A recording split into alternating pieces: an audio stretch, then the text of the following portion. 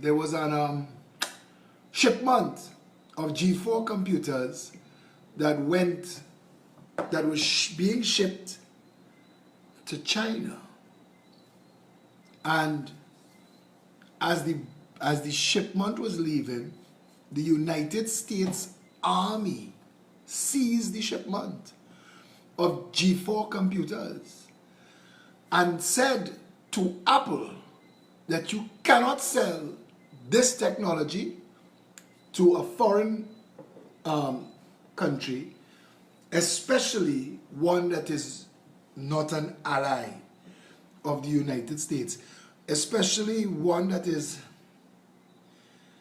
yes, those who are asking, I trying to answer all the questions. Yes, they cut the YouTube at the same time. I don't understand how that could be done. We back up. Philip Prolific. We do it over. Anyway, so they instructed Apple and they cited a law that prevented Apple from selling that G4 computer to China. And Apple made an ad for the G4 computer and put it on the back of Time magazine. And it was a G4 surrounded by 5 army tanks. And they said, we can sell this computer to any foreign country because of the fear of the power of the processors in this computer will give them an equal or unfair advantage to the United States of America. So we are banned by law from selling these to any other country in the world. But you can buy all the other computers because those harmless. Oh, that was a good ad.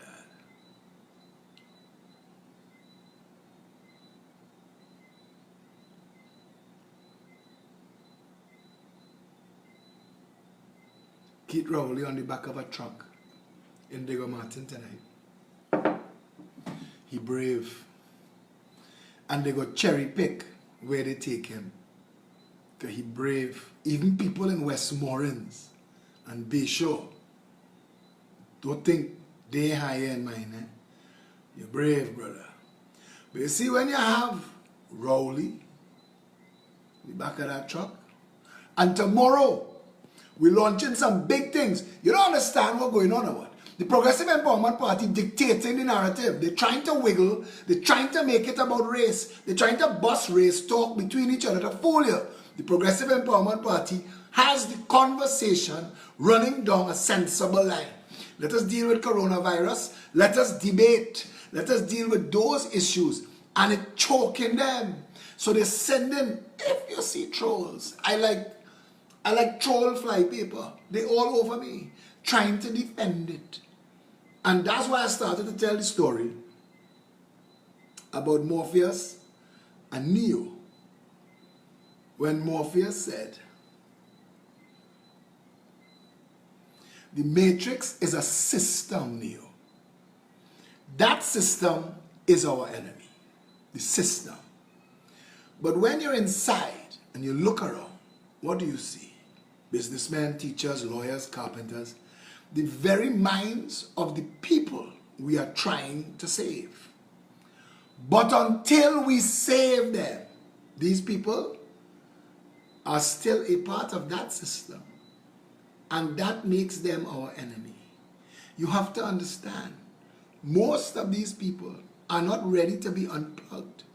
And many of them are so inert, so hopelessly dependent on that system that they will fight to protect it.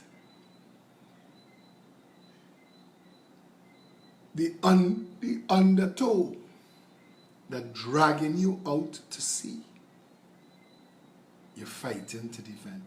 When I was a younger man, I didn't understand how we had rich people and poor people. Like most rich people and poor people, I just accepted it as so. Children of the rich and children of the poor assimilated themselves into their stream and accepted their role in society.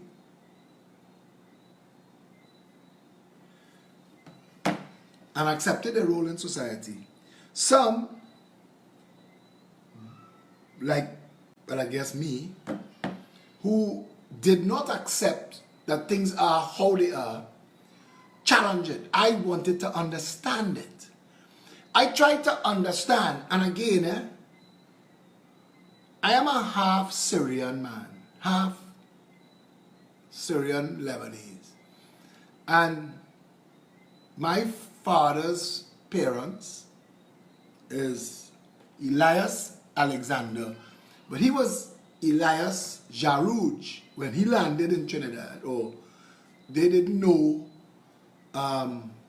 or listen, you know the thing, people end up with names given to them because they didn't know, they didn't understand, they wasn't speaking English. And what started me on this conversation today as a half Syrian man in a country where in the 80s, white Trinidad lost economic power. And for some reason, Syrian Trinidad had economic power and was able to buy up what white Trinidad couldn't hold anymore. And I've been trying to understand, all of my life, I've been trying to understand how that happened.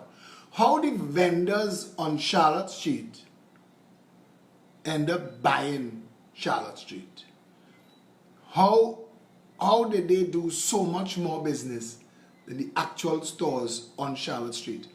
And I don't understand it because you see, I've been a student of history and I've been asking because no Syrian person came to Trinidad and Tobago, no Lebanese person came to Trinidad and Tobago with a suitcase of money.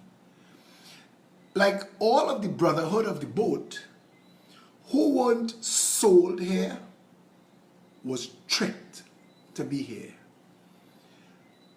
Syria and Lebanon are two of the most failed countries on planet Earth. In fact, as of yesterday, Lebanon has put into the international conversation that Lebanon was broken before COVID-19.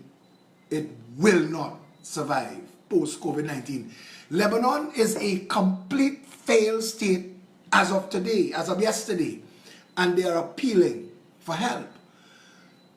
Syria is a country that will never stop tearing itself apart, and it's at war. It's almost, it feels cursed, but it's not successful. It's not a successful country. People didn't leave Syria and Lebanon and Egypt, countries that were thousands of years old, to come to Trinidad because they had anything in Trinidad. 100 years ago, this place was bush. 100 years ago, Trinidad had one road. 100 years ago, in people's lifetime, people still alive. The road that we call Western Main Road was one track. And downtown was one road. One. Just from the docks by the lighthouse and a certain warehouse 100 years ago. Nobody left countries thousands of years old to come to Trinidad to invest. They didn't come here to invest. In fact, to get people to even consider coming to this backwater, this violent and dangerous backwater. Trinidad had two of the most violent uprisings, and if it wasn't for Toussaint Louverture in Haiti, Trinidad would have been the most notorious. Sangre Grande and Sangre Chiquito is big blood, little blood, you know. It was massacres. 2 massacres took place in Trinidad. The Spanish massacred, the Indians massacred some priests and some white people, some settlers. And in response, the Spanish massacred the Indians. And it was blood, big blood, little blood. Trinidad was not a place that you would sit the family down and say, we're doing well. Let's see what we could do in up and coming Trinidad and Tobago. Let's go and take the family fortune and invest it there. People who left countries like Syria and Lebanon to come to Trinidad were running from poverty, from war, from the law. Trinidad wasn't a first choice for anybody. And in fact, many of the people of Arab descent that ended up in Trinidad were tricked by the ship captains who dropped them in Trinidad and tell them they're in America. Because they was trying to go to America. Nobody wanted to come to Trinidad.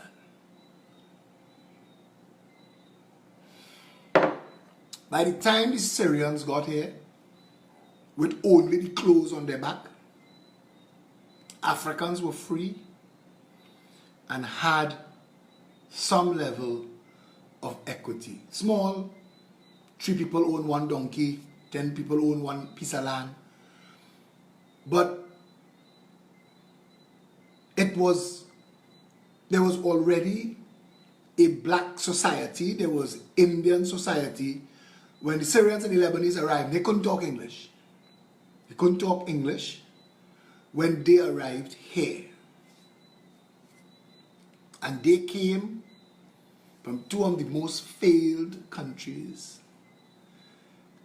in the world. And what I don't understand about my country, Trinidad and Tobago, is how disproportionately people developed and how none of these stories that are put into the public space make sense. None. As to how you elevated yourselves.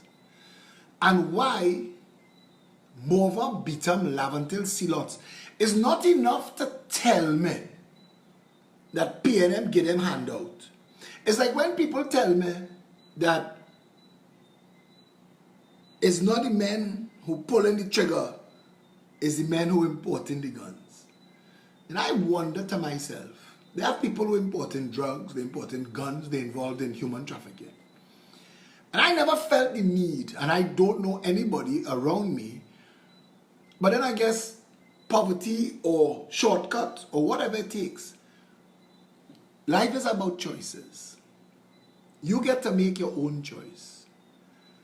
And it is my belief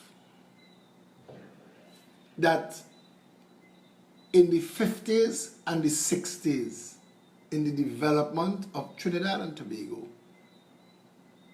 Eric Williams and his band, and I started talking in the other video about Nafisa, who resigned from the PNM today. But Nafisa didn't resign from the PNM because she got a conversion and she saw the light. Amazing grace, how sweet the sound that saved a wretch like me. I once was lost, but now I'm found, was blind, but now I see. It's not that. That was actually written by a successful slaver who had his own ship and was moving plenty cargo. And that was the story of his conversion. But Nafisa didn't have that conversion. What went on with Louis and Nafisa is that, like with everything else, there is a small band of Syrians with ridiculous money. Ridiculous, obscene money that the banks can't explain. A small band with ridiculous money. And they've moved from financing the PNM and taking up little board positions and little Senate seat to learn what's going on, to have fully taken over. And you have to understand, Keith Rowley, while he was Manning's dog, Manning was also somebody's dog. Manning sold his soul to the contract mafia, who Bastio Pandey used to refer to as the parasitic oligarchy. And those people, now, it's not just Syrian people in the contract mafia. It's not just that small band of wealthy Syrians that are in the contract mafia. There are a couple wealthy Chinese and a couple wealthy black people. And, I mean, they're not a club. They are contract mafia. They don't necessarily have to work together. There was a time Lawrence Dupre exerted ridiculous influence over politicians. And a game played out where you all watch, Manning was used to destroy Clico. And National Gas Company, they detonated a public fund issue in Clico right when the housing bubble burst in the United States and cost Clico a lot of money.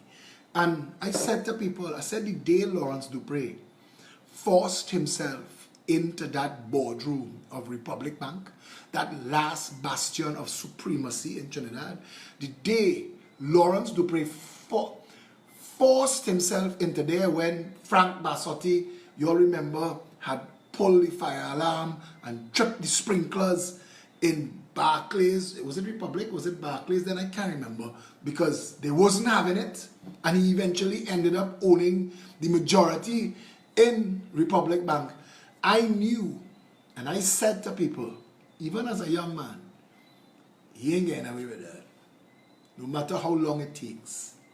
And Patrick Manning was always a stooge. He wasn't a real strong man. And if you had listened to Patrick Manning in 2010, Patrick Manning's speeches in 2010 was different to Patrick Manning's speeches in 2007. In 2007, Manning was in control, and he was poised, and he was on his way to becoming a dictator. And Rowley and a few of them was tripping that up when Manning was fired. He was summoned to a house in the West. It was in the news. And he was told that you're going to be fired. And that was during the 2007 to 2010. And then a bunch of the PNM people went Barbados to meet with a bunch of the UNC people. And apparently Rowley was the head of this, or the face of this. And the idea was Kamala would bring a vote of no confidence, and the PNM would vote with her. Those members of the PNM would vote with her. And that's why Patrick Manning triggered that snap election. But if you go back and you listen to Manning trying to appeal to black Trinidad and Tobago and black youths and black elders, if you go back and listen to his speeches then,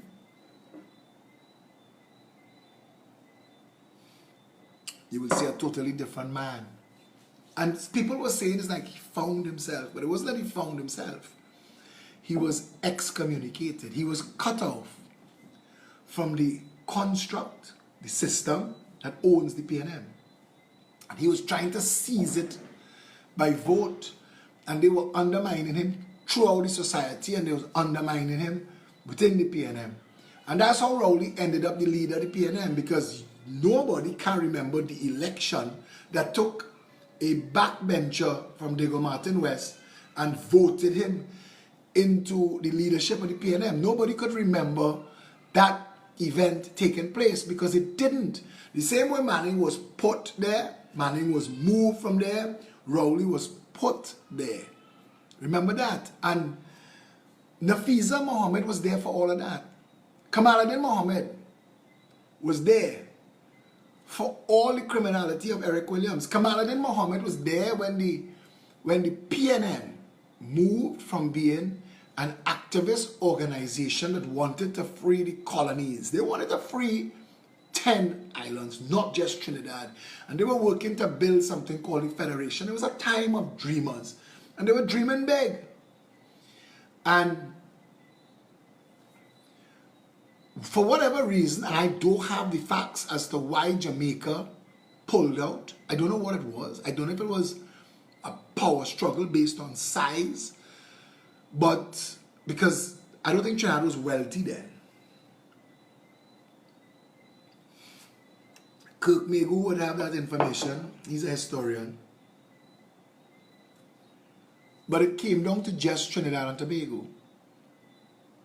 And somewhere along the way, when we got independence, the PNM realized, and I don't know if it was people financing them, I don't know if it was the people who was financing them from before we got independence, because there was PNM in government before Trinidad was independent. And I don't know if it was the people who were financing them then, who were pulling the strings, telling them what to do. But at some point, Trinidad's government decided to continue exactly what the colonial masters were doing, and all of the promised change didn't materialize. And all of the decisions that were made then escalated Trinidad into a kind of socialist plantation economy. And out of that came the separation, the further division, because the colonial masters invented separate and rule, and the idea that once you could find what is different between people and exacerbate that. There is a picture, there's a meme, and it's a king on a balcony, and he's facing a mob of people with forks, pitchforks, and torches. And his advisor said to him, you don't have to fight all of them. You just have to convince the pitchfork people that the torch people want to take their pitchforks, and convince the torch people that the pitchfork people want to take their torches. And they will fight each other and you will win. And that has been Trinidad. That has been Trinidad for all of our existence. But the people who lost the most, because there was a PNM, was Black Trinidad and Tobago. For Eric Williams to survive, he had to create a dictator constitution that looked like a democracy. And so he changed the constitution in 1976 to the Republican Constitution and did a lot of things in there. But what he removed was your ability to fire the government and to fire members of parliament. He removed those things. Instituted things like over time, they instituted things like the deposit. Because I've interviewed all manner of people, and I've interviewed ministers, and I've interviewed prime ministers and constitutional lawyers, and nobody could explain why in Trinidad there is a $5,000 deposit to contest an election. It makes no sense. The whole thing seems designed to prevent people who are not financed by the moneyed class standing up against the PNM. So the PNM was organizing who sleep in the house and who sleep in the fields. And the difference had to do with your anointing and your blessing. To separate and further exacerbate the poverty of the East Indian community, Eric Williams created DUDE. There was a name for it before DUDE, before it became URP, and that was to pay former agriculture workers to not work agriculture. You could literally get the same money you was working for on the farm, and you pretty much had no work to do. Not much at all. Just show up, sign the paper, and collect your money. And the reason for doing that was to destroy the Indian community. And again, Kamaluddin Mohammed was there for that. And Nafisa is the inheritor of that. You see, the reason I'm having a problem is Nafisa left the PNM not with a conversion, not with an eye-opening, because she felt it in her soul. But because this PNM that is fully owned by that small handful of contract mafia people who were before they were benefiting, now they own it, now they operate it, now they direct what Rowley does and they direct what Rowley says. And it's different because the white-collar criminals are operating the PNM. Now, they're still funding the UNC and Kamala taking money from them. So she's going to give them room to play. They don't fully own the UNC yet, but she's lost all the strong people in the UNC because they're gone. All the big and the strong people that could have protected her. I don't know who chained her up into believing that these set of little children are going to get her anywhere they want. And in every likelihood, if there wasn't a progressive empowerment party, the PNM would beat the UNC badly, despite how hobbled they are. Because a lot of the information in the public space about what the PNM is doing, we put in the public space. The public have been saying for a long time, where the opposition? Where Kamala? She talking big now for the last month because they have an election and she outside there, she out and bad. But for the 4.5 years, she was quiet. She was numb and she was mute. Because she had no more to say.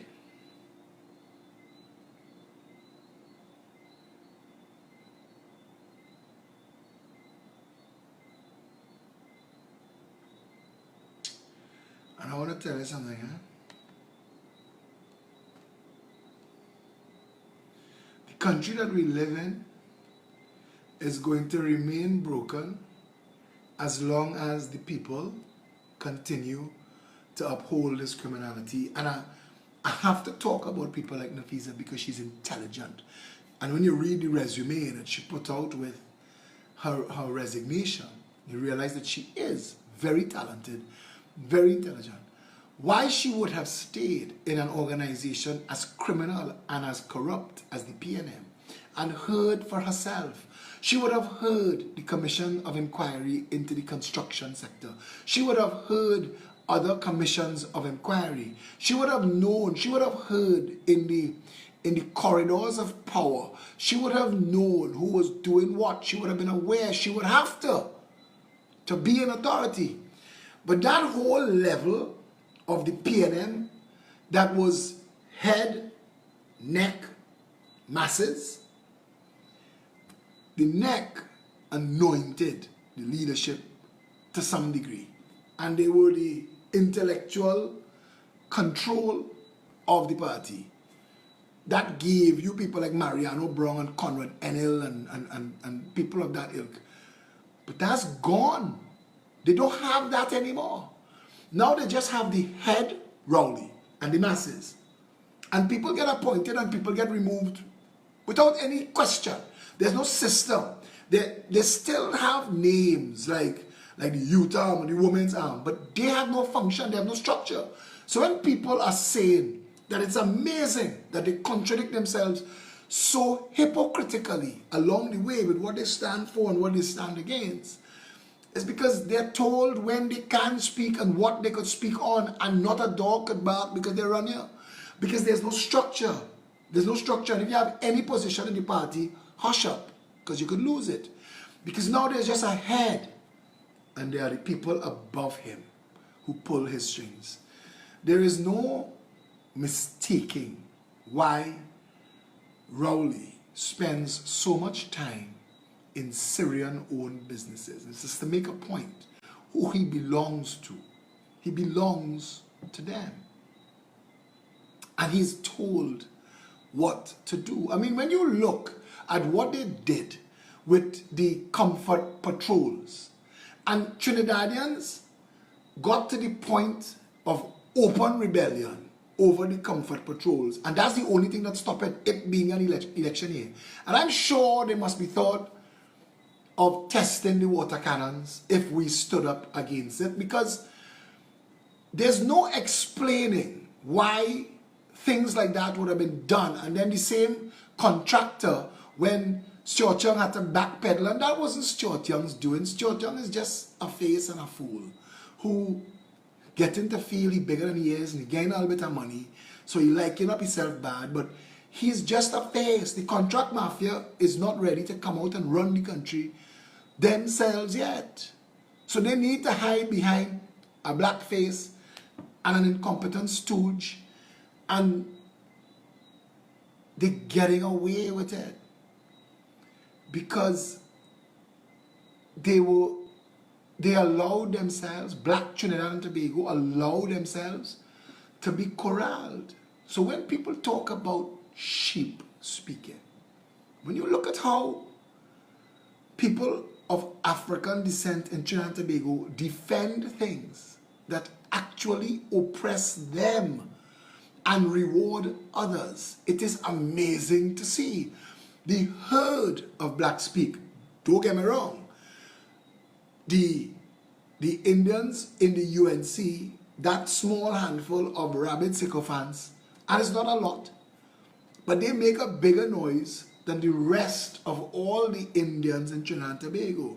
So you will look at those 25, 30 names that making all the noise, and you'll think that all of Indian Trinidad and Tobago gone back UNC, but it's not so, and that's why Kamala have to be stealing so much of what I say. And I was going to post today. If you want to hear what Kamala is going to speak about tomorrow, pay attention to what I'm saying today. And it busted her up bad because we're getting media. So the important issues in the narrative right now, COVID-19, the Progressive Empowerment Party has the front line in that conversation. We are the ones calling for the postponing of the elections. We are the ones that are insisting on a debate. And those two things has attracted full public support on both sides. Because people, when you get to being a parent, as much as you could be shackled in your mind, love of your child breaks it. Parenting is the one thing that brainwashing has difficulty with. The love of a child for its parent and a love of a parent for a child. And when they're trying to break people who've been brainwashed, they bring their parents or their children or both to appeal to them on a level that they normally couldn't be reached at. Is why Sting wrote that song at the height of the Cold War, that we will never have a world war as long as the Russians love their children too. And he's predicating it on the fact that Americans love their children. And no matter how stupid you might be, as long as you're a parent, you're tempered by what you might do. And a lot of the people in Trinidad and Tobago have bought into the reality that COVID-19, while it may not kill them, it could kill somebody they love. And that frightens them. And there's no cure. They have this video that they're sharing with this lady who's a doctor who cured 350 people and who's insisting that zithromycin and zinc and hydroxychloroquine in combination defeats COVID-19, and she's cured 350 people, but a couple million people have died.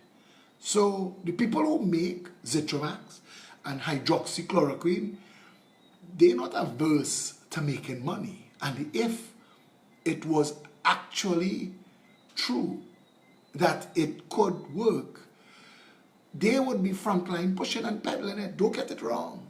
Don't get it wrong.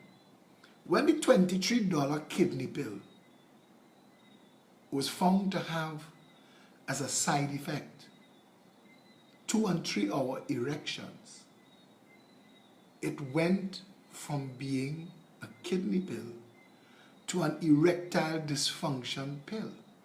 That little blue pill. Remember? That wasn't made for that. That wasn't made for that. Alright, Crash Bash. You have more information than me. A millionaire dead yet. No problem. But the point is, if it's 100,000 that dead, it is money in the bank that they would have been losing. And they're not going to be interested in that. And they're not going to let her double-blind study, or even if it's a lack of a double-blind study, but the fact that she's cured 350 people, she would have records. The woman doctor is a quack. She's already been exposed. I don't know. We have had 663,408 deaths. Crash bash. 663,408 deaths. And if hydroxychloroquine could have saved them, they would have sold it. Straight to that. But people in Trinidad have bought into the fact, because now we're getting community spread. Now people are saying, and they have drones, I call them drones. A drone doesn't need a pilot. And a drone as a person doesn't need a brain. You just look like a human. You walk, you talk, you eat, you do all the things that a human being do. But you don't think. You don't have to think. So drones are thinking that in the 80 days that we've had no cases, 80 days, no cases, they believe, they quicker believe this, that people have been quietly contracting COVID-19. Some have died, but they've buried them quietly. And they've just been passing it along like a relay. But nobody in the nation noticed because we weren't testing.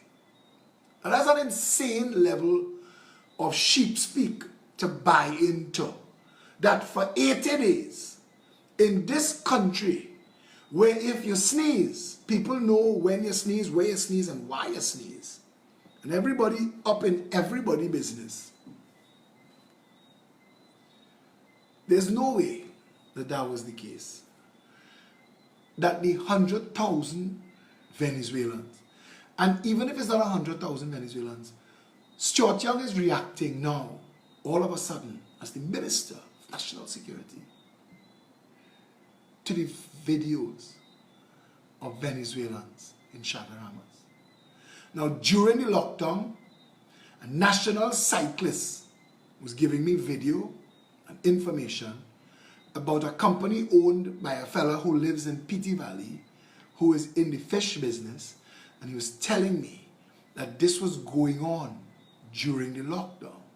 Now, I was passing information on to the authorities, and I was leaving it for them to handle, because all of the drama that went on since other people went down there and filmed it, and it's something for all it to share, so they're sharing that like it's new. It's not. We've been saying all along, secure the nation's borders. We are the only people that are insisting build the maritime security wall and stop the freedom of movement. It is only us that has been doing and saying that.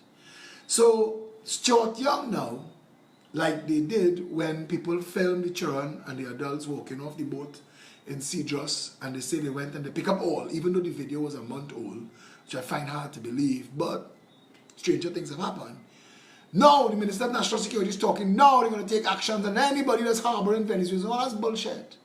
That's bullshit, because the people who are in the conspiracy, they know he just pelting that out for the media and to silence all you. So they see Ragu and them film, and they say, yeah, they're taking, but they're not. They're not.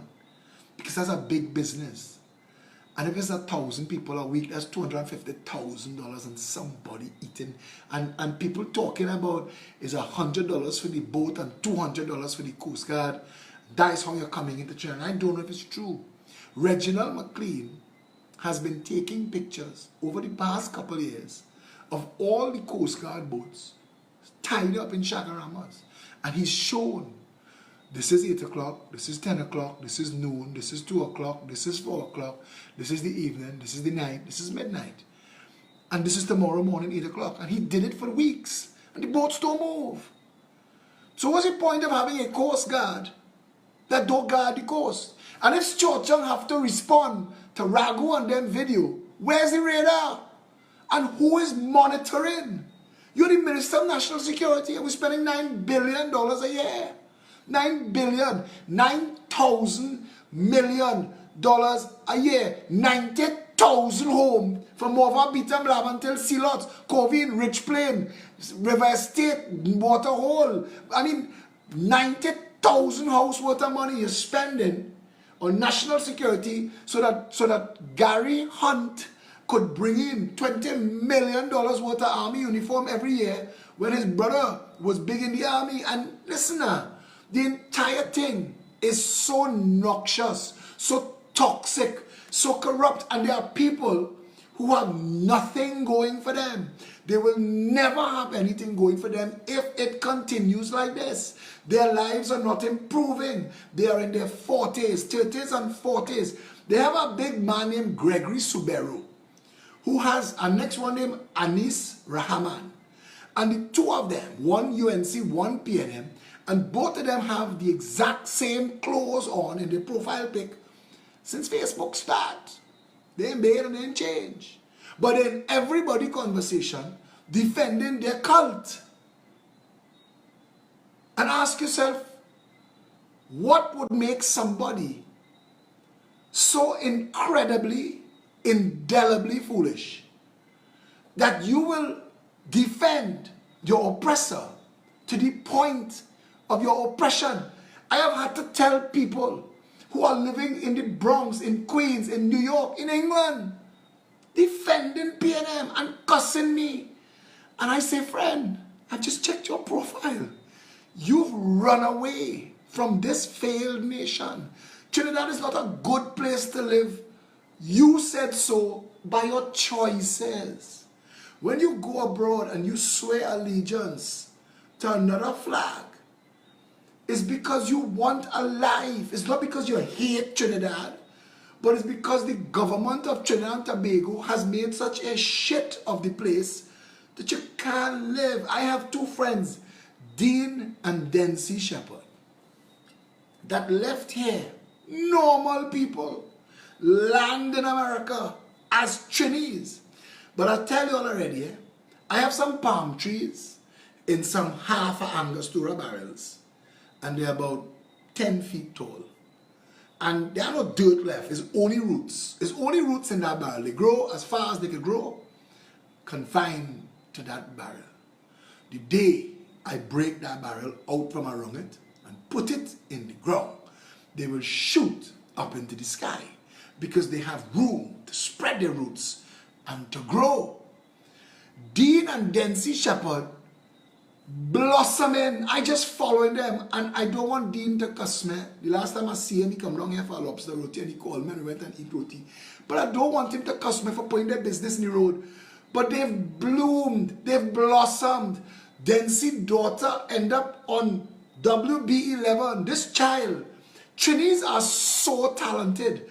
All of our Trini people are so naturally talented that the moment they get out, just let them out. They will start in anything. Check them back in 2 years. You have to be an absolute jackass with broken chromosomes in your DNA for you to get out of Trinidad and end up doing wrong. Like my Uncle George, who is a jackass without a saddle, who went to America and tried to burn down store for insurance like he used to do in Trinidad, because he was a burn down specialist. When people's store not making money and they're going to claim insurance, my uncle burned down the store. And he went to America and do the same shit, and they jail his ass. And you're on Facebook talking a set of nonsense, but he ain't gonna tell you that. He ain't gonna tell you that. And I have relatives who realize now, don't come near Philip, because he will bust you up. They have nothing I fear about my past. I am so out here now. I mean, they have no other politician that goes on the TV and goes on the radio and tell them, but open the phone lines now, man. Let people call, let people talk. Right now, while I'm talking to you, my live video is open to the world. People come and put ads on my live videos. They put ads. Freaking ads. I see ads on my posts. People coming to sell spa service and waxing and tire service and all that nonsense. Because it's open to everybody. You could read it, you could see it, you could comment on it. The whole world is my friend. So it's not like I in hiding. So, and I send the message early o'clock. if you're coming at me, make sure none of your cocoa exposed. Just make sure. Because if you hit me, I'll hit you back. Because that's how I know it. You don't want nothing, don't start nothing. And that Uncle George have 9 fake proof. Go and look for him. He go tell you all kind of thing. Ask him to tell you about him.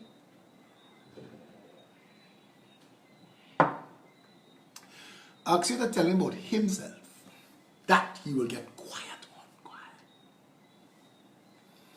My point is, for the people who lose when there is a PNM and who lose when there's a UNC, for the people who are trapped for the 5 years, you're trapped.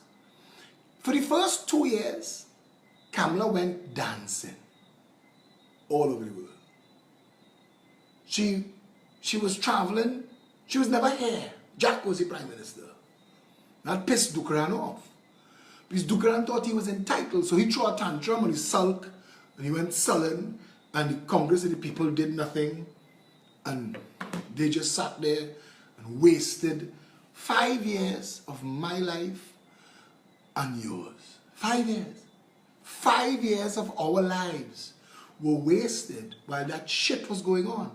And there's nothing you could do but go and dance for the water cannons. It is no longer legal in Trinidad and Tobago to protest. And you might think in your mind, because we have this thought in our mind that, boy, you ain't know me, you know, boy, when I chip and I go, don't do that, brother. They will put their knee in your neck, gravel in your face, all up your nose. And all the people who gassing you on Facebook, laughing at you. Boy, you get the gravel out your nose. All those people who gas you up to go boy, light it on fire, boy. When they come, because there are plenty talkers out there. A man put on a thread that his full weight is behind a party. And he's a political, I don't know what he considers himself, a political architect.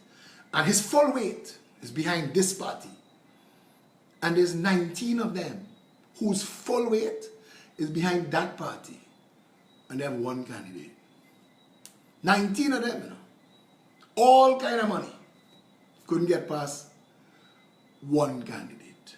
I tell you, the reason the media jaw dropped when we announced 28 is because all of the bullshit about the size of your party just burn up. Like Shave Ice, Mariano Brown, Vasant Barrett, all of them. All the yappers and the trappers, all of them, it no longer matters. Currency Prasad Bechan and she 4 candidates for Spike, got nothing. There's only 3 parties. The Progressive Empowerment Party, the PNM and the UNC. And the Progressive Empowerment Party has enough candidates for a special majority, and we could fix everything in this country. And no, somebody said to me, Philip, last night you said that there's never been anybody like you. And it's true. It's true. And I stepped out to do this. I had to tell myself, they are going to come at you with everything. And they're going to hurt you in multiples of ways. And they're going to attack your character. They're going to attack your name. They're going to damage you. They're going to make stories about you. They're going to threaten your life repeatedly. I didn't know they were going to use the courts the way they use the courts. I didn't know the courts could have been used that way. They're going to do everything. And I had to tell myself that this could be, when you're in a casino and you look down at your last little pile of money and it's getting late, and you tell yourself, I go in, you put everything on the bed. After you let go that money, you can't count it again, you know. You can't think about it again. Consider it either a loss or a win. And until the card flip, or until the wheel stop and the ball drop, you're waiting to see what exactly you got for your effort. And and that's me. All. Everything. So when because you wouldn't believe the amount of people that tried to get me and the PEP to join with them. PNM, UNC, and all the other small parties that meeting tonight. They're meeting again. And when the media realized that the Progressive Empowerment Party was able to field 28 candidates, it explained to them the size of this party. And I see people want to bad talk my candidates, but don't do that. Don't do that, because you see, and Gary will tell you, Jerry Hadid will tell you, Rowley will tell you, Anil could tell you, Glenn Ramadasan could tell you, Rhoda Barrett could tell you, I'm very good at getting information. And I learned something from my partner Ian Griffith. Earlier o'clock I wanted to fight everybody. Ian tell me, hey, keep your powder dry. Let them shoot. You will get your turn. So I want to say that the point we're at now, where this party is concerned, is we've passed all the tests with flying colors. We passed all the tests because you were told to dislike me. Look, Holly Adriana Velasquez is here, and she's a well-known political contributor. But I've seen conversations where Holly didn't know if to trust me, if to follow me, if to get involved with us, because like everybody else who was getting the content that came from me, that brought and attract them like magnet to steel, could you say this man real know his shit, boy. What he forget the others ain't learn yet. They ain't gonna debate him, he bright. But they getting a lot of crap too behind the scenes. A lot of things about Philip, boy. Philip hold on Christ and nail him to the cross. And they get that consistently for about 4 years. For about, Holly, sorry for putting you on blast. But for about 4 years, they get that. And I see what they say. I see the conversations. And I just have to look. Because I was told, you do your part. At the end of the race, people are going to decide who to support based entirely on how you play your hand. Be strong, be courageous, committed, but deliver your message. We've set out, when we were a tiny party, with a mission. We were about 5 or 6 people. We said, we will meet every Saturday. Every single Saturday, at noon, we will meet, and we will meet the public. So the Progressive Empowerment Party became famous for Saturday at noon, 19 Stanmore Avenue. And I will miss that. I tell you, I'll miss that because that was something that I miss it now.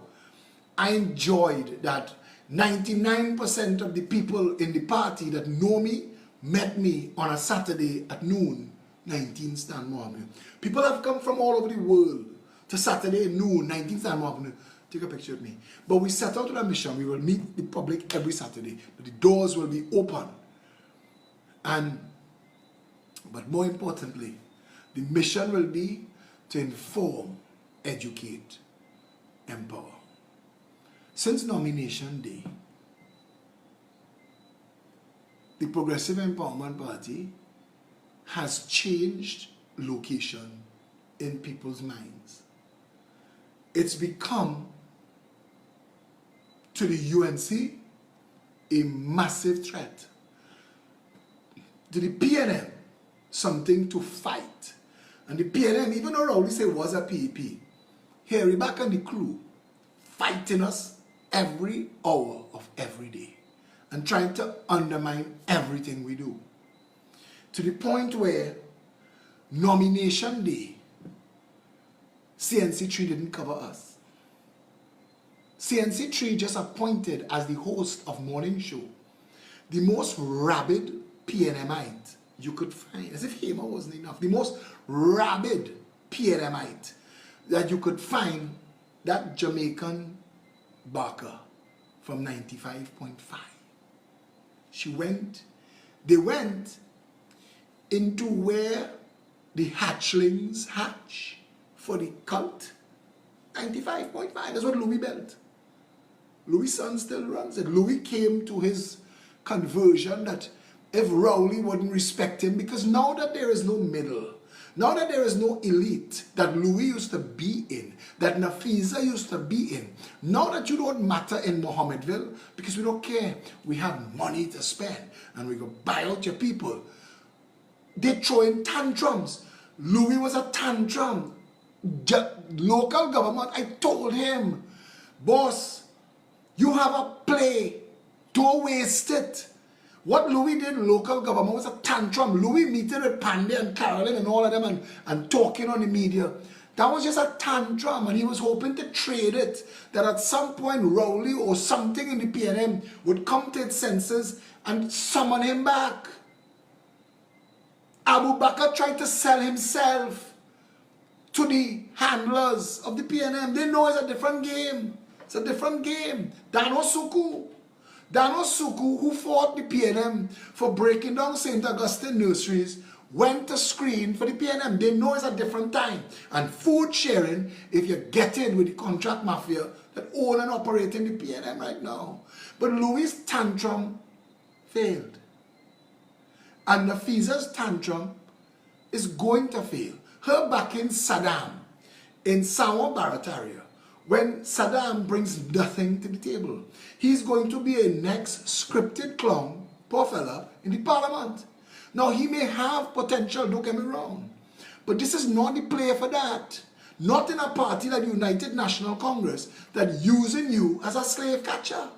Your job is to attract and stick flies to a web.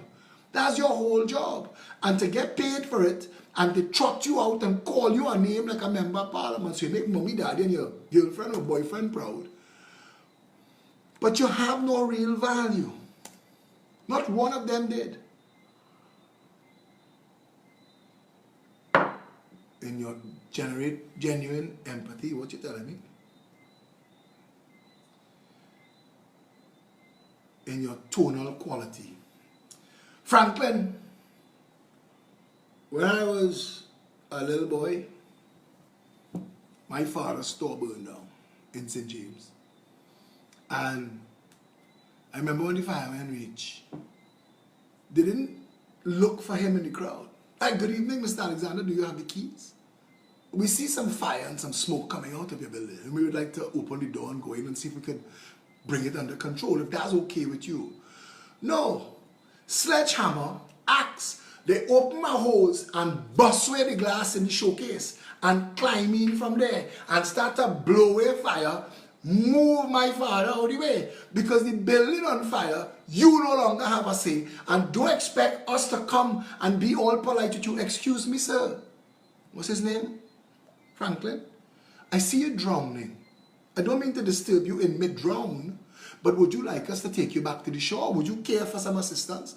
No, the Coast Guard, the lifeguard has come out and grab you, run over your shoulder, run your neck, and under your armpit and start to swim.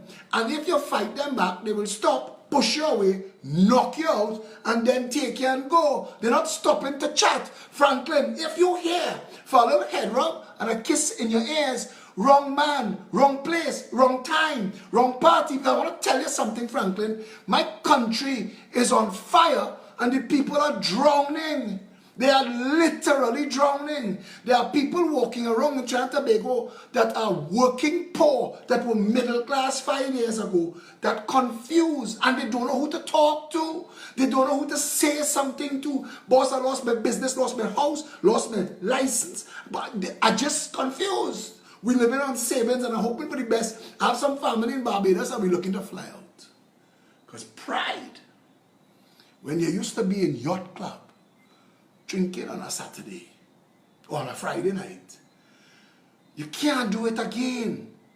You don't have the money and you're bouncing up partners who saying, boy, what's going on, boy? I see a store closed, dog, I hear, leave the house, all kind of thing. You can't do it again. There are people on this thread tonight, on this live tonight, if they start to tell their story tonight, all of you will cry. The whole of Trinidad is one sad story. And I will tell you mine. I have done 14, is Gavin, who it is counted 1400 hours. I have said everything you could want to know about me here. You know everything about me. When we're doing our live videos, our TV shows, I was going to bring teachers, priests. My priest wants to endorse the PEP, but he can't. He wants to endorse me. He knows that I will fight Satan. He knows that I am the person for the job. And he knows when he endorsed, not endorsed, when he, I can't say ordained, when he blessed us, we started out on the mission. He said, the leaders who serve and servants who lead. And we never deviated. Never. And people will talk to you about our tone. Errol Fabian talks quietly. Steve Alvarez of the DPTT, 20 years now, talking sensible things quietly. He's telling you, Franklin, my friend, if you have a couple minutes, I'd like to talk to you about the state of our country. And he have one candidate. His party is 20 years old. Harold Lemon Creaky, brother to our PRO, Janice Lemon Creaky, have a Democratic Party to about 30 years old, and he talks nice. He have no candidates. Carolyn C. Prasad Bechan. Watch that space. Somebody organize some counseling for her, because it's going to dawn on her at some point that she snatched control of a sinking ship. To take control of a sinking ship with no ability to stop it from sinking. And that everything that she's done since has left her for all the calm and quiet, with nothing politically to show for it. And Franklin, nothing to help you with. Nikolai Edwards, calm, decent, well spoken. I would hire Nikolai to speak while I try to fall asleep at night. He's brilliant and calm, and he lowers my blood pressure. I like his tonal delivery. I like it. One candidate. Philip Edward Alexander and the Progressive Empowerment Party, because my candidate for Sawa Barataria put a member of the Sawa Barataria Chamber of Commerce or Businessmen Association in his place, on the walls, on the threads, because he come to tell her how she must be. And she didn't know that he was a die-hard UNC financier and a board beneficiary of the UNC being in office. So I watched for a little while she stood her ground and demanded her position. And while he was trying to lecture her, I said to him, you left something out when you gave your little resume. You didn't tell them how you benefited when the UNC was in office from a massive salary. And you didn't tell them that you was renting buildings to the state when the UNC was in office, and that you're working now to rent some to the PNM just in case. Tell them that too. So when you come to talk about how they're talking, because I want to tell you something, Franklin, we are the firemen. We're not the arsonists. We kicking down doors. We didn't come to say, Mother, may I? Pact. The party for the active something transformation that have $5 million or $30 million, I forget which, that tried to launch in a panyard, that say the panyard was too small, the crowd coming too big, we need to get in a members club, and they went to where the people used to play football. We're going there, we're going to a football field, we're coming there, and that might be too small too, and they keep postponing. At some point I thought they was going to have to launch on Mars. But what was going on was plenty calm and quiet bullshit from people who just want a Kobo sweat. Give me a end now. A little bit now. Give me a blue lights too. That's what they want. And if I wanted that, I in Parliament now. And I better have been in Parliament 5 years and 10 years ago. What I want is a better country. And brother, I'm not going to bullshit you to get it, Franklin. I'm not going to lie to you and tell you that at some point, what is going on in this country, that these people, because my tonal quality, friend, is based on the fact that the people I talk about that you know as a concept and names are uncles and aunties of mine. So when I going up and I talking, brother, every time I open my mouth and I speak, I give up something in life. I have spoken my way out of, I swear to you, for you to be an Arab in this country and invite Philip Edward Alexander to your wedding, your balls should be in the Guinness Book of World Records. And I would go. Like I went to the Commissioner of Police party. Because I didn't go the first year Gary was Commissioner of Police because the PEP was still in creation stages, building itself. But I went Christmas time. Because I knew where we were. I knew what we had. We had built out. I told Fazir and they thought that this was just party rhetoric. The Progressive Empowerment Party moved from forming as a party to creating policy to going out on the ground and setting up hubs. We did 100 and something public meetings as if it was an election year 4 years ago, 3.5 years ago. If you check, Barataria is your turn, Sawa Barataria is your turn, Point Lisas, we come in, Point 14, Labre, we pick up people along the way. We get Michelle Davis in Point 14, we nearly kidnap the girl. We bring out the net and we say, we're keeping you. She stand up and she speak. And a feature of every Progressive Empowerment Party meeting was an open mic. Whoever you are, walk up to the mic and have your say. We've had PNM people come into the room and defend the cult. Because there's none so blind as those who would not see. And as a young man growing up, I thought the rich was just rich and the poor was just poor. But I learned that is not so. That is not so.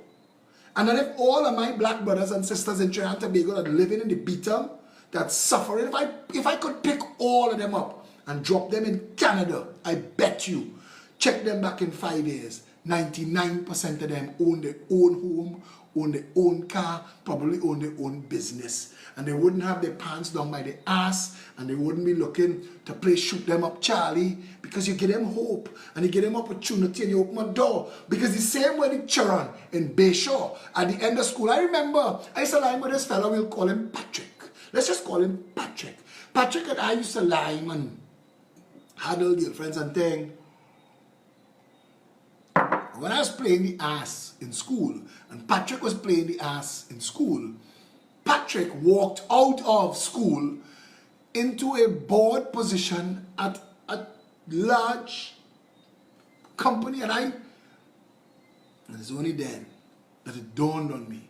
But you see, all of my life experiences I had to have so I could speak from knowledge. I have scars on me that guide me. They are what I touch to remember what I am fighting and why I am fighting it. I stopped a man today in Fairways.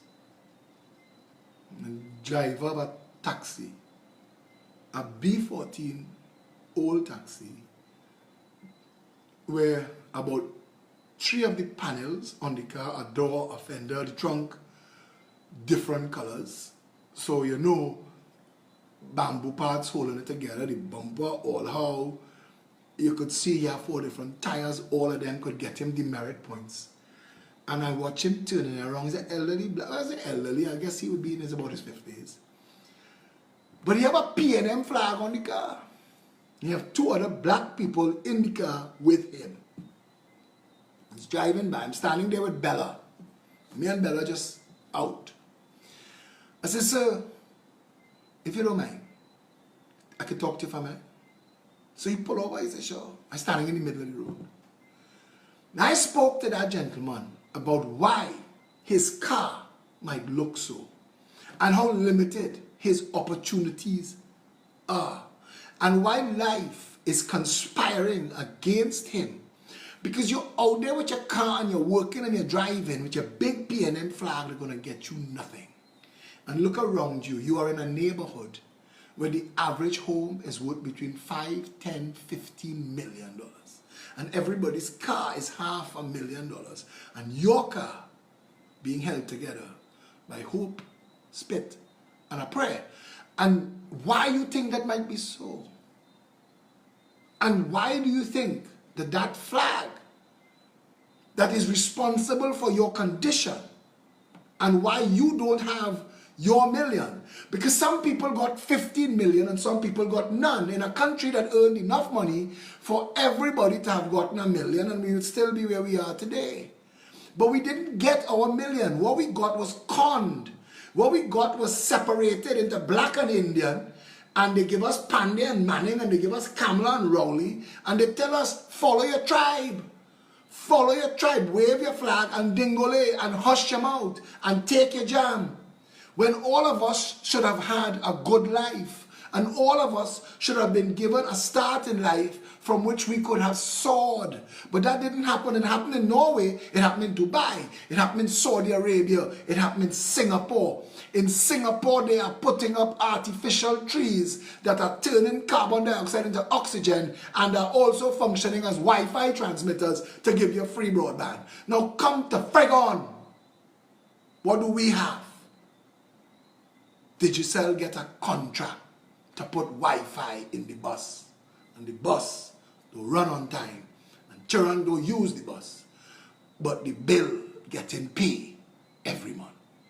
Digicel bus everywhere else in the world closing down, going out of business. In Trinidad, Digicel making money. The man didn't answer me. I was just giving him information, and he asked me, because I was wearing a PEP shirt. I always have on a PEP shirt.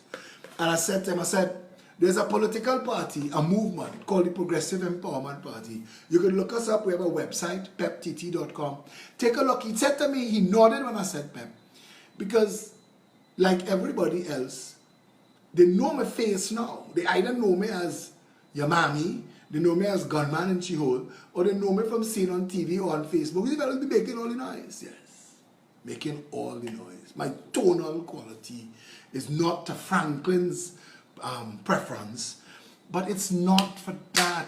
Because my English literature teacher in St. Mary's College risked a jail for contempt to sing a song called The Law is an ass. And I've been walking a road in my life where people, I have been given the people to follow who have given me examples all of my life. Clive Panton, none of his children felt following his path, but I have been following Clive Panton's path.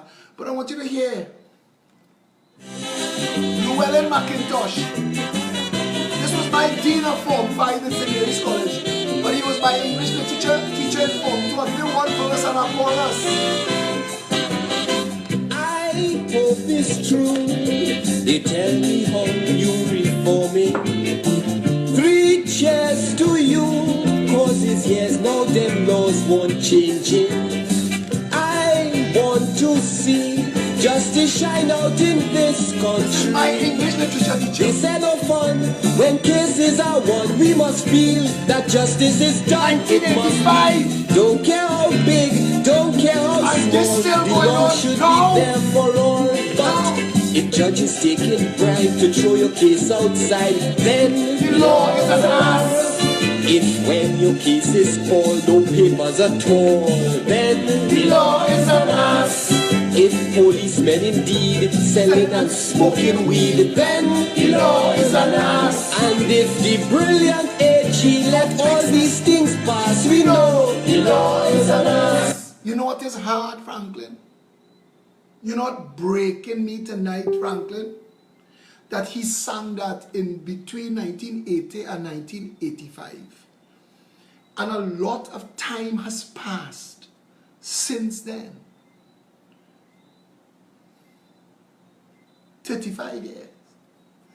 And in that 35 years, Franklin, people have gotten cases in this country from police, charged and arrested and gone to jail. and have spent more time in jail than they could have spent if they were convicted and given the full sentence. And their wife and their mother are paying lawyers' fees. And they are paying, my lord, Harvey for the defense, my lord, Charlie for the defense, my lord. Because all of them, they get, when they get their law degree, they get a British accent when they're in the court. Yes, my lord, we're here to defend and we're here to talk shit today because we're here, but they won't be there. And when they're here, we won't be here. So you can adjourn for another year so that we could get some more legal fees and the case could just be on your docket forever.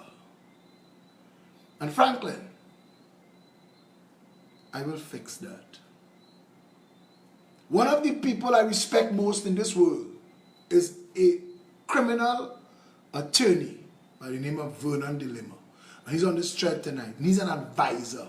He tells me when we're going right and when we're going wrong. So I want you to know, Franklin, that I could call names of people who have my ear, who tells me, who guides. We have Wayne Sturge, who publicly come out and say voting for Limmer. In Belmont, Limmer is a deputy political leader.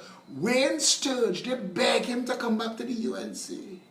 Aidan is a lawyer, and he tell me that's a perfect performance. And he know.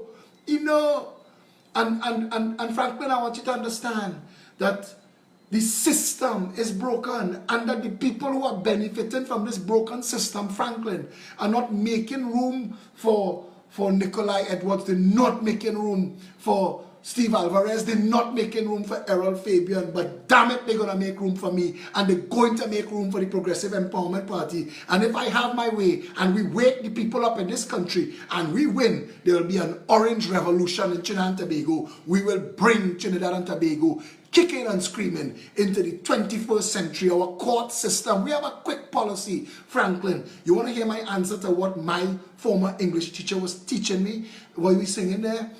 24 hours from arrest to charge or release by law. 6 months from charge to prosecution or release by law. 1 year for the case with a timer on the matter. So the judge is case manager. So when, my lord, we're here but the other side isn't here, the judge will say, well, we're running out of time. So I will stand it down, go and call your opposite side and tell him that this case getting dismissed today, it both all are here to play. And that is how it should be run. And if for some reason the gentleman gets found guilty and he is sentenced to jail, he will go to a place where they will assess his literacy. If he is illiterate, which is one of the reasons people end up in a life of crime, because our education system is a classroom to jail cell pipeline. So we need to fix that. Beforehand, we have something called literacy first. If you get charged, the magistrate or the judge will have to sentence you first to a literacy test. And if you go and get yourself literate, you will get an opportunity, as long as it's not a blood crime, as long as it's not treason, murder, rape, or white-collar crime, drug trafficking, as long as it's not those kind of crimes, you will get if it's a corned beef and cricks crime, if it's a fallout and a fight crime, if it's not, you understand what I'm saying? Give people an opportunity to correct what is making them wrong, because the average person doesn't want to go wrong. The average person doesn't want to be a criminal. But when you leave people no choice and then you punish them for it, Trinidad and Tobago as a nation state should have been sent to jail as a co-conspirator before and after the fact for 90% of them small criminals who end up in jail, because we failed them. We failed them. And until we could face that and fix that, I can't change my tonal quality because people not hearing. They have things that I just say. People just message me and say, God, brother, turn up the volume. Let those in the back hear. There are things that I have brought into the public space. Not that I've made it up. There are things that I brought into the public space right now. Right now, today, I was down at the Red House. The police wouldn't let me park. And while I was there to do a video in the Red House about the fact that we paid a company $42 million to provide solid brass railings in the chambers of the parliaments, we got aluminum, pipe and steel, painted brass, cents on the $100. That's fraud and that's corruption. And the person who organizing that is the wife of a sitting government minister, a former MP who is going back up for election. And Franklin, that is unacceptable. But while I was going there to film that, Gary Griffith shut down Riverside Plaza and police administration because of COVID-19. And we are the only people that have the belly, balls and backbone to tell you, postpone the election. There are too many reasons not to. Right now, COVID-19 is presenting itself as a real challenge to the medical fraternity. I had just, last night I said to the CMO, you should be charged, you should lose your license. Today, the CMO refused to join them in their press conference because he is no longer adding his stamp to their bullshit. The CMO knows that I am correct. And he has stood away and stood down. Kamala can't take credit for that, but bless her soul, she will find a way. Because she heard the Progressive Empowerment Party saying the well-being of the people is the function and purpose of government. And she heard that, and it moved her.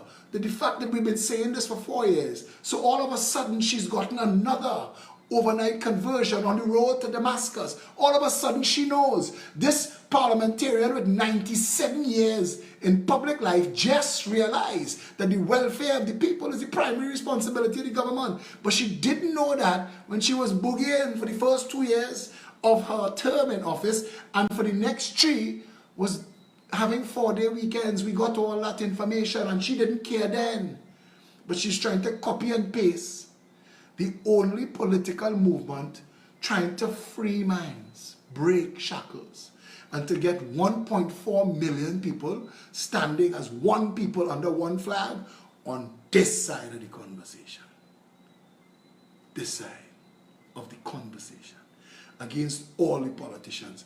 And the people of Trinidad and Tobago now, red, white, black, green, and every shade in between, know that those two cannot stand up to me. Not together, not apart. And we've challenged them both to a debate. And all of Trinidad and Tobago saying one thing with a common voice. I'd really like to see that. That would be must-see TV.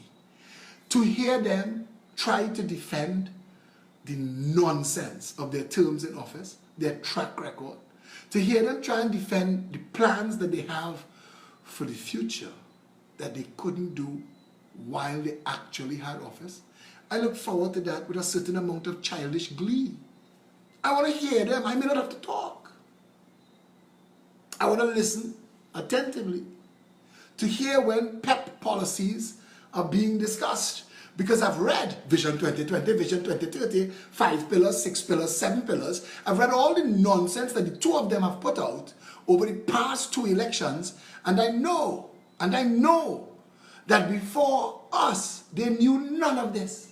That Roti Wars dominated. That was actually a headline in a newspaper. Roti Wars. Roti freaking Wars in the parliament. Who spend more for roti? Right now, the PNM is saying that the PNM spent 60 billion less than the 360 billion the UNC spent. They only spent 300 billion. And I said on a thread, on the Express thread, I said, I accept that. Forget the UNC. Irrelevant. For the 300 billion that your side spent, what did we get for it? Take your time. I understand that you're sent out here, chained up to tell them you spend 60 billion less. I get that. Spot on. What did we get for the 300 billion the PNM spent? In the last 4 years, 9 months. Make your list.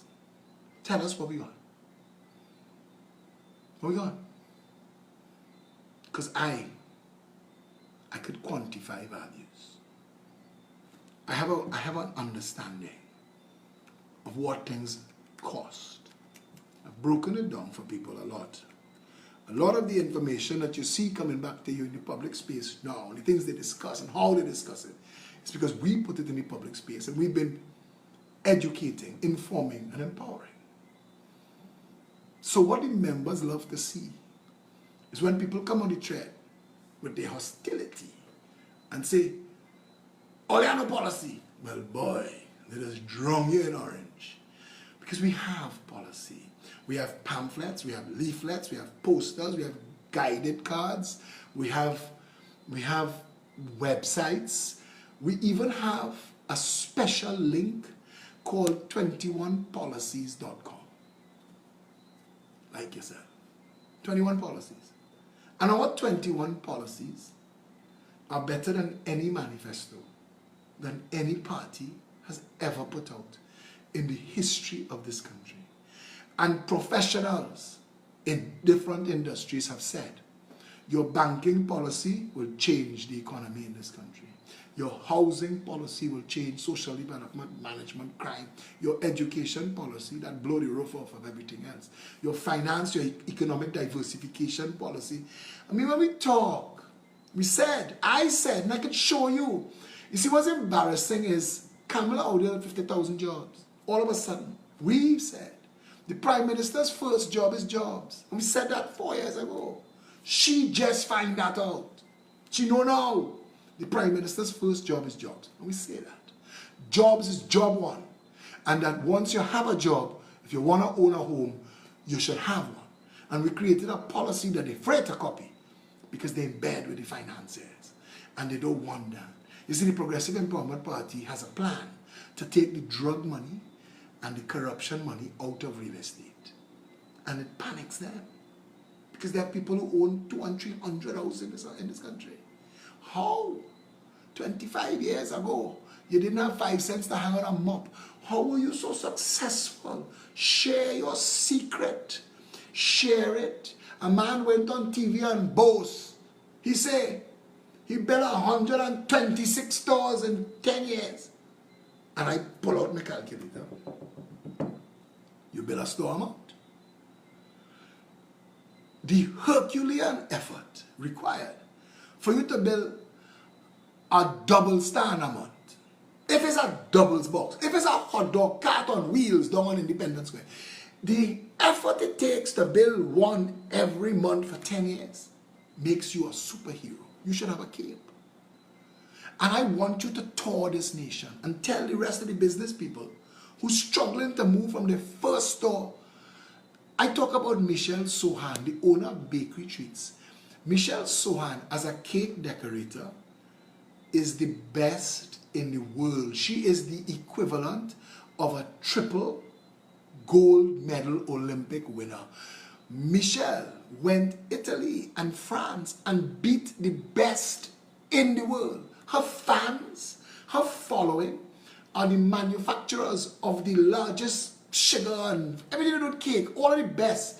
She is the Maradona, she is the Cristiano Ronaldo, the Lionel Messi, the Muhammad Ali. She's the Dwight York. The woman is so talented that she does things that just wows the judges. She beats everybody every time. Michelle Sohan is struggling to keep her first branch open. It is so hard to be in business in Trinidad and Tobago and to open a second branch. There are people who opened a bakery 5 years ago and by now they have 6 and 7 branch.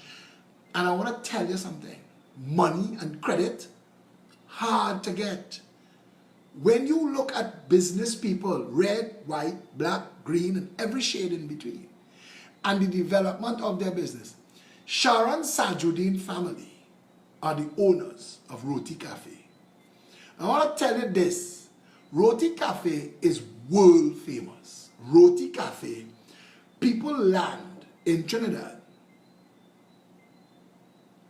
on their way to other countries to get a lobster roti from Roti Cafe in Santa Cruz. If Sharon and her family could have accessed the finance that in any other developed country, because Starbucks and McDonald's and Burger King and White Castle and Boston Market and you name it, any big chain that you think of started as one store. Papa John's was Papa John. Every big chain in the world started as one store where investors came in and said, you look like you're making a hefty profit. You think we could scale this business? Sharon Sajudeen should have a roti cafe in at least from beside Santa Cruz. If she had a roti cafe in every mall, they would have lines in the malls. If she had a roti cafe in St. James, on Independence Square, in Chaguanas, in San Fernando, in Couva, Tunapuna, Arima, she'd be doing well. But to access that finance, she can't get that. When Zimon had, what's his first name? Zimon, the bald guy from Bizarre Foods, came to Trinidad and went and ate a Richard's Shark and Bake. He said to the world, this is not the best fish sandwich I have ever eaten, you know. This is the best sandwich I have, Andrew Zimmerman. This is the best sandwich I have, Google it, go on YouTube. He said it's the best sandwich I have ever eaten in the world. In the world.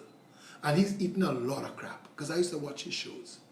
He said this is the best I have ever tasted. This Richard's Shark and Bake. Now how does Richard's family not have branches all through the country, but the bullshit that Christian Mute sells as KFC, that killing people, and because the heart disease that comes from that kind of fast food, you can't escape it. And the diabetes that come from the 26 packets of sugar in a large Coke or a Pepsi that comes in the package, or the nitrites that killing you in Subway meats that they tell you is eat fresh, they have more branches than they could count. And the number one thing for the expansion of a business is credit. Credit to build it and credit to run it. When you open a new restaurant, all the time, you open a new restaurant and you say, this first one, 2 years. Second one, we have a brand now. Because I watch my cousin with El Pecos, and she and her husband, they struggle, they expand, they open about 5 branches, and they start to totter over the course of about 10 years. It's tough. It's tough to manage, it's tough to staff, it's tough to keep everything on point. It's exponentially bigger. So when you say every store have at least a 1 year that you have to nurture it, because your branch in Chaguanas may not be the right location, or people in Chaguanas may not know your brand as yet. Because when you were now starting out, nobody knew your brand. Where your first store was, they knew it, and where your second store was, they knew it. But it's not to say that everybody knew it. So each of those stores that were requiring a year to nurture, and a year to nurture, and a year to nurture, and a year to nurture, there's only one of you. The credit that it takes to nurture it. That is what keeps people back. And Mario Sabga Aboud should be given the Trinity Cross, the Crescent, the Star, Shakonia Gold. Just give all the medals and send him out on the road with a salary. I would pay him. I personally, Mario, call your salary. Because I just want you to tour Trinidad and Tobago, go in schools, go in business, and tell people how you open 126 stores in 10 years. Because they want to be able to emulate you. Yeah? They want to be able to do it too. Share your magic formula. This is Trinidad and Tobago. And where we find ourselves tonight is by design. It is deliberate. It is kept. It is designed to keep 800,000 of our people as consumers and laborers. It is designed to rob them of an education beyond twirling a baton and stuffing fries in a packet or working as an assistant in a store. It is designed to keep them dreaming, hoping, suffering, and hustling. And we need to fix that. And they have no other politician in this country telling that Rowley whining his old ass on a truck in Diego Martin tonight because they're writing on the wall. And they will not poll the Progressive Empowerment Party. Because if they do, if they did the last poll, because they published in The Guardian, PNM and UNC in dead heat. the last item that they published, quiet, is that even though the PNM and the UNC in a dead heat, they're in a dead heat between people who want PNM or UNC. Because more than half of the population of Trinidad and Tobago disgusted with both. More than half of the population of Trinidad and Tobago. You see, Kamala have to hide behind Marsha Walker and Sean Sobers because she can't trot out her normal crew. And Rowley in trouble. Rowley in trouble because his crew, people see them now, they know them now, they know what they give. People know that if you're voting for Farris, you're voting for abuse. You're voting for absentee landlord. If you vote for that stinking Dwen in Diego Martin Northeast, you don't like yourself. A man that don't like you. He tell you he don't like you. But he went and tell the IMF, but we raised the price of gas 3 times and they still around. We can do them what we want. We can kick them in the head, piss on them. They don't mind. They're stupid. Chinese stupid. Look at me. I short, I ugly, I white. And I have black people waving flag for me. And I don't do nothing for them. Promise them yam and bulb that they never get. Just tell them again. Yam and bulb. And I'm sure if you check, if you put us in office, we might find that the 1% company that get the contract to provide the bulb must be get a payment already. Franklin boy, you shift me gear boy. You wake me up. You make me talk about why I talk this way. And if I fail, nobody can say that the fireman was disrespectful. Nobody could say the lifeguard wasn't pleasant in his tone. This is a rescue for a country that is broke and broken and nothing to work. We reached to the point where the government could take public treasury funds and bribe religious leaders to get their flock to vote PNM. They have a woman outside there on a voice note talking about cover them in the blood, cover them in the blood. Cover them in which blood? The cow skin blood from Aruga, the Satan worshippers in the PNM. Pretend when you hear cover them with the blood, don't think it's the blood of Christ they're talking about, you know. But even the Bible say Satan does be quoting scripture. So don't take them on. The PNM ain't know nothing about the blood of Christ and all of that. The PNM know about the blood of Beelzebub. That is whose blood they know. That is a devious cult. That is a hateful organization. You can't tell me. I tell Trinidadians today, if Black Lives mattered in this country, PNM mad campaign again. Well, they're mad. They have no way. They have no way. And people disrespect people because the things you say and the things you put up with don't line up. And it don't match. And we need to change that. We need to change it. Boom.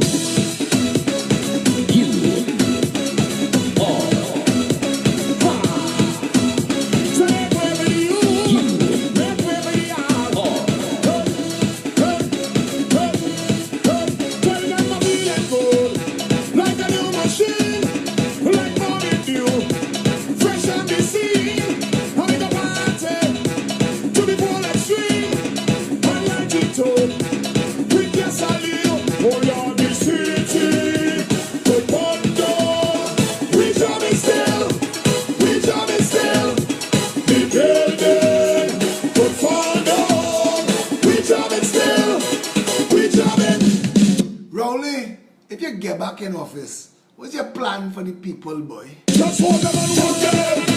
Hold them and walk them. Hold them and walk them. Hold them and walk them. What are you doing for them? What are you doing for them, Stuart? Just hold them and walk them. Hold them and walk them. Colm, you doing anything for them? Hold them and walk them. Hold them and walk them. No, we don't business. Remember your own business. You don't care that people know you all are liars and thieves and crooks and haters, deviants, cult members. Oh, that's no, we don't business. We get on like they don't business. We get on like they don't business. We get like they don't business. And Farris and Nahu's family laughing at all you. Hundreds of millions of dollars they make renting the country, empty buildings, laughing in your face. laughing, passing in the can, splashing you. Don't walk on the side of the freaking road, royalty driving through. You pay for that though. You pay for the car, you pay for the tire, you pay for the splash. So stand up there and enjoy it. Because that's what you pay for with your vote. In this finger, you vote yourself a better country, or you vote yourself more suffering and abuse. In this finger, thugs and hoes is the children of Morvan, Beetham, Lavantil, and Silots, while the children of Bayshore walking into big jobs. This finger will raise everybody's stocks. This finger will be the rising tide that lifts all boats, or will consign you and your family to more suffering. I want to tell you, the law to shut down social media, the law to make these live videos a criminal act, the law to prevent you from speaking out, the law to prevent you from protesting, the law that will prevent you from ever being able to stand up for yourself again, done written. We fighting them on those laws since we formed this party. And if you use this finger wrong, come election, in 12 days, if you use this finger wrong, don't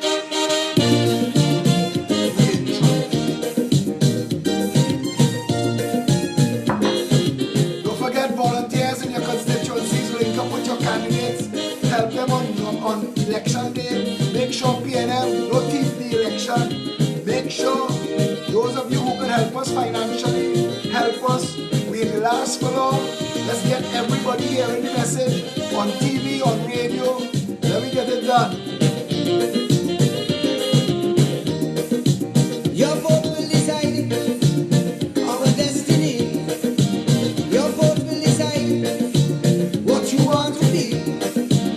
Your vote can foretell our country's fate. One use it well before it's too late. If it is that who you're voting, maybe on a doubt. When you're voting, vote them out. Vote them out. If it is they prove it to be only full amount. When you're voting, vote them out. Vote them out. If it is the time is now that change should come about. Just as how you vote them in, vote them out. Register and vote them out. If they can see, vote them out. State your finger and vote them out. Show them no mercy, vote them out. Vote them out with total scorn and utter disdain. Let's put our country together again. Hear that line? Vote them out with utter disdain. Tell you, look at yourself, look at your condition, look at your family. When I watch Cocorita across the road from Bayside Towers, and I think Bayside Towers worth $5, $6, $8, $10 million, and the whole of Cocorita can't sell for that. We have to vote ourselves hope and opportunity so that everybody can have it nice like Bayside Towers. And you deserve it, you're entitled to it.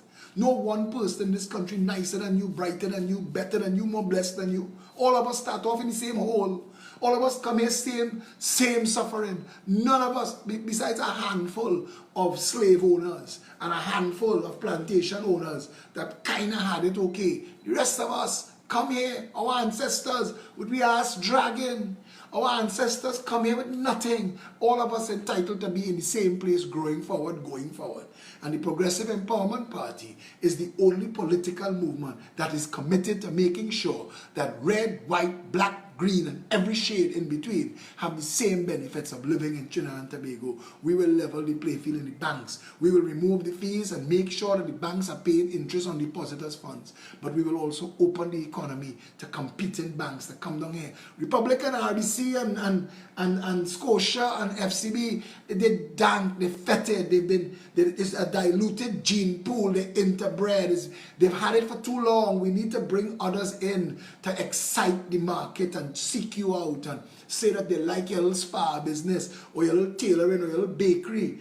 Because I want to tell you something, M&M's was a little bakery. Kellogg's cornflakes. Kellogg's, mighty Kellogg's cornflakes was a fella who had a sanitarium named Dr. Kellogg. And he invented a thing to feed people who was trying to come off drugs, who was trying to come off alcohol, who was trying to stabilize their diet. He invented that for them, Kellogg's Cornflakes. And it's his brother that take the thing and take it national, and then it went international. But everything starts small. Everything starts small. Apple Computers, the biggest company in the world. Apple Computers start off selling one little chipboard at a time. Just one. Whatever the second Steve Wojciechowski, whatever his name is, could I make, they sell that. Steve Jobs was to sell it, he was to make it, one at a time. The girl finance, they put out a little more. And that's where it come from. So everything that you're doing, regardless of how humble it is, WhatsApp was only 20 people, Facebook. You are watching me on Facebook. And Zuckerberg invented Facebook because he was a nerd. He invented Facebook for the university that he was in, so he could get to meet girls. It was limited in how it worked. The first command that people got accustomed to was ASL. Remember that? Remember flinging sheep and buying people drinks on social media, on Facebook? That's what it was set up for Zuckerberg to get girls. Now one of the biggest companies in the world. Everything, no matter how humble it is, could go, could scale, could be successful. We have some of the best people in the world. We have the best food in the world. We have brilliant minds in this country. And all of you deserve a chance. This country does not have to be limited to KFC and Subway and amalgamated security. Job opportunities must be vast. It must be diverse. There must be companies willing to train you and give your children opportunities. That's our vision for the country. We need to be working. We need to be operating much, man. Singapore is a quarter the size of Trinidad and Tobago. The economy eclipses the United States of America, most competitive per capita. What does that tell you? What does that tell you? Norway's Heritage and Stabilization Fund is $1 trillion. What does that tell you? What does that tell you? Dubai sits in the middle of a desert. Las Vegas sits in the middle of a desert, and both of them have water 24/7. We, who the country nearly drowned today with rainwater, wash all that water out in the sea. And tomorrow, what's that telling you? Hey, reservoirs low. They are bullying you without grace. I'm sorry for saying it so. The PNM and the UNC are making you suffer so that their friends could make money. Your water suffering is what allows them to pay $500 million to the people who own the Salcott. It is $500 million that we don't have to spend. We could save that and use that money to build 5,000 houses a year. Come on, man. This is not advanced mathematics. You have to be hearing it. It has to be reaching you. It has to be resonating with you. Don't take that jersey and the $300 and the sweetie. Yeah, we see you. We know your name. We go hook you up. There are people who waiting for Faris sweetie since last 2 elections. Come on, man. Come on. Come on. Come on. Come on. We could do this. We could fix this. You have a team of people that are on standby. We here. We ready. This political movement. You want a better Trinidad and Tobago? You want a better Trinidad and Tobago for yourself and for your children? Because nothing that was done under the PNM improved your life. And nothing that was done under the UNC. Everything. Crime, drugs, bad education, failed public health, high cost of living, inability to own a home unless they draw your name in a lottery and make you whine for it in front of the camera. Listen, it doesn't have to be so. We could do better. We really could do a lot better. And I'm calling on each and every one of you, please, be the evangelist for this party. Tell everybody. Say, listen, don't take the bullshit on. Don't take it on. And if you can't answer them when they ask you questions about policies, just remember, 21policies.com. Just remember, you can message me, you can WhatsApp me, 682-2110, and we will guide and we will help you. We need everybody to come out in the numbers and vote. We need a better Trinidad and Tobago. This what is passing for our country. We were the biggest in the third wealthiest in the Western world. Now we broke and we broken. And we're being operated by a contract mafia that is controlling how you hear my voice. If you could hear my voice. You want a better country? Get on board this Progressive Empowerment Party.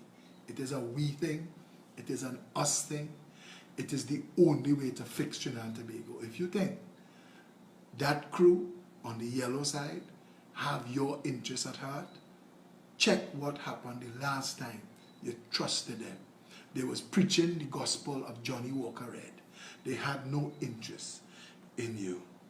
I want to give you this before I go.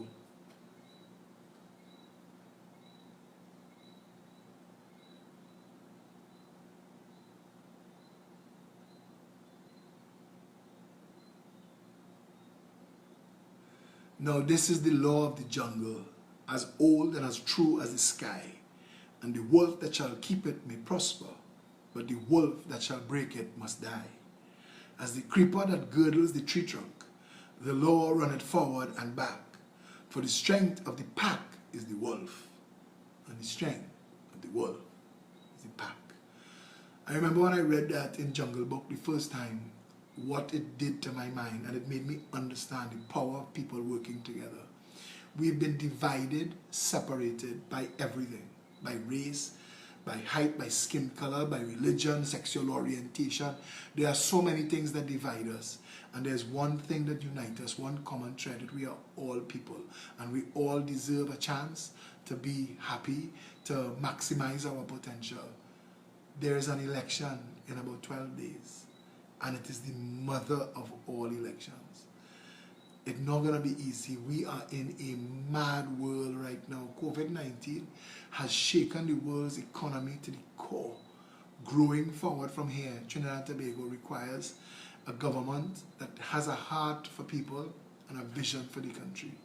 And neither of the PNM nor the UNC could say that. Racist politics broke us. Racist politics divided us. If you're voting for a party because you're an Indian, or you're voting for a party because you're an African, you're not voting politically. You're voting racially.